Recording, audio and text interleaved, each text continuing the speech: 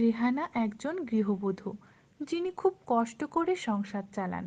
সুমি তাদের একমাত্র সন্তান, যার স্বপ্ন পড়াশোনা করে বড় কিছু হওয়ার। কিন্তু অর্থনৈতিক সমস্যার কারণে সুমির পড়াশোনা চালিয়ে যাওয়া কঠিন হয়ে পড়ে। রেহানা বেগম প্রতিদিন ভোরে ঘুম থেকে ওঠেন। প্রতিদিনের মতো আজও তিনি উঠেই রান্নার কাজে লেগে পড়েন। দিনের বেলা তিনি আশেপাশের কয়েকটা বাড়িতে কাজ করেন, আর রাতে নিজের ঘরের কাজ শেষ করেন। সুমিও তাড়াতাড়ি ওঠে, মায়ের কাজে সাহায্য করে। মা, আজ তো আমাদের স্কুলে প্রজেক্ট জমা দিতে হবে। আমি কিভাবে প্রিন্ট করব? আমি জানি মা, কিন্তু আমাদের তো প্রিন্টার নেই, আর এত টাকার জোগাড়ও নেই। তুমি হাতে লিখেই জমা দাও। শিক্ষককে বলো টাকা পয়সার অভাবে প্রিন্ট করতে পারিনি। সবাই তো প্রিন্ট করা প্রজেক্ট জমা দিচ্ছে মা। আমার হাতে লেখা হলে ওরা কি আমাকে পাশ করাবে? মা, তুমি সেরাটা দাও। মন দিয়ে কাজ করলে সবার নজরে আসবেই। মা, আমি ভালো আছি। তুমি আমার জীবনের সবথেকে বড় সম্পদ। তোমার পড়াশোনা শেষ করাটাই আমার লক্ষ্য।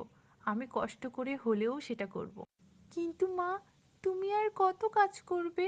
তোমার শরীর তো দিন দিন দুর্বল হয়ে যাচ্ছে। কয়েক মাস পর সুমির স্কুলের বেতন পরিশোধের সময় চলে আসে।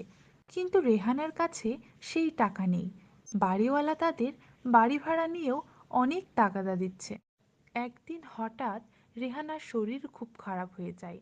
তিনি এতটাই অসুস্থ হয়ে পড়েন যে তার আর কাজ করার মতো শক্তি থাকে না।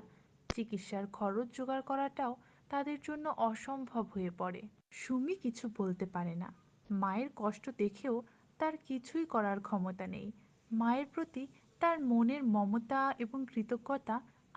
রেহানা কিছুদিনের মধ্যেই মৃত্যুবরণ করেন।